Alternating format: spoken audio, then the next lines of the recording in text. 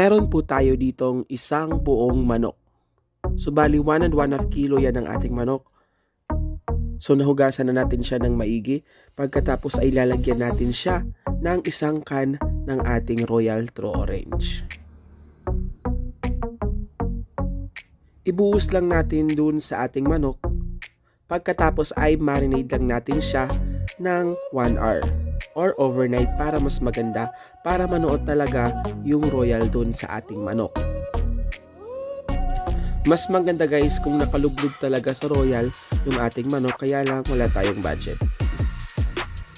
So habang minamarinate natin siya, ay hihiwain muna natin yung ating bawang at sibuyas. So bali 2 sibuyas yung ating gagamitin dito. Ayan guys, pasensya na kung ganyan natin hawakan yung ating sibuyas kasi meron tayo dong malaking katangahan. Sa ating nakaraang video ay nahiwa natin yung ating daliri. Kaya medyo maingat tayo ngayon sa paghiwa. So hinati ko lang sa 2 yung ating sibuyas, hindi ko na hiniwa ng maliliit kasi dudurugin naman natin siya mamaya. So meron tayo ditong bawang. So meron tayong 8 cloves ng ating bawang. Pagkatapos ay tanggalin lang natin yung mga balat na yan.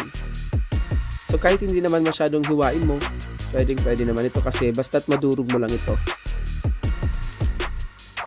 So hindi tayo naghihiwa ngayon kasi medyo masakit pa yung daliri ko, kaya hindi ako makapanghiwa ngayon. So set aside lang muna natin siya. Pagkatapos maglalagay tayo ng 3 tablespoon ng ating asin. Mas madami talagang asin para mas lalong sumarap yung ating recipe ngayon. Pagkatapos, kunin na natin yung ating na-marinate. And then ilipat lang natin ito sa ating mixing bowl. Pagkatapos maglalagay tayo ng ating chicken broth cubes mula sa Mino Magic. Ayan, napakasarap ng ating chicken broth cubes mula sa Mino Magic. Napakarami silang broth cubes. Meron silang pork at beef at saka shrimp. So para sa mga gustong bumili ng ating Mino Magic, ay yung link ay nandun sa ating description box sa baba. So ilipat na natin dito yung ating nalagyan kanina na sibuyas at bawang ng asin. At maglagay tayo ng bay leaves, mas marami mas masarap, at konting paminta.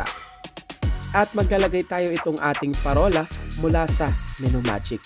Napakasarap itong black beans na ito kasi salted na ito at meron na siyang kakaibang aroma at kakaibang flavor. Pagkatapos ay ilalagay lang natin dun sa loob ng ating manok, yung ating nagawang mga ingredients dun sa ating manok. So ibuhos lang natin siya dun sa loob para manuot talaga sa sarap. Mas madami, mas masarap. Kaya bugusugin mo yung manok para mas lalong manuot yung sarap pag iniluto na natin siya mamaya.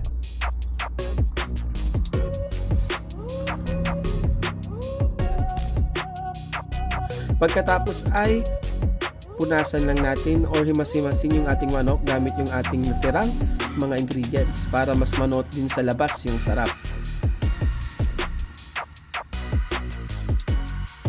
Ayan guys, ang ating technique sa pagluto dito ay iluluto natin ito sa ating air fryer.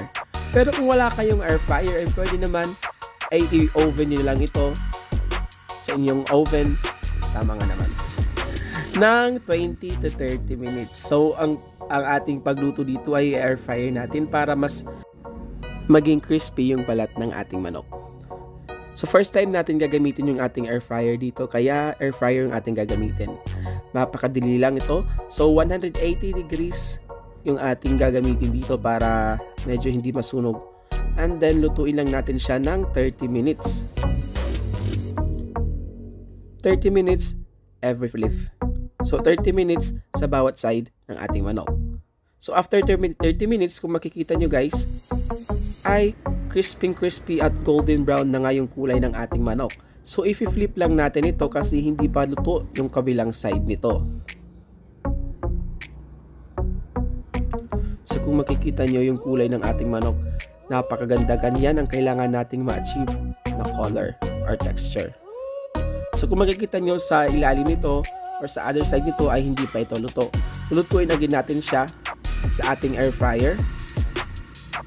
Again, 180 degrees ulit.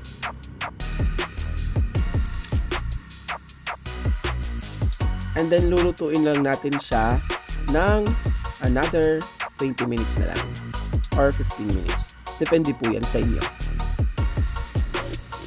So after 15 minutes, eto na nga, luto na nga yung ating napakasarap na lechon manok. So mas talong sumarap ito dahil naglagay tayo ng chicken broth cubes mula sa Menu Magic at yung ating parola na black beans na mula sa Menu Magic din. Napakasarap yung black beans na yun kasi salted at talagang ang bango-bango ng aroma niya na nagdadagdag flavor dun sa ating manok.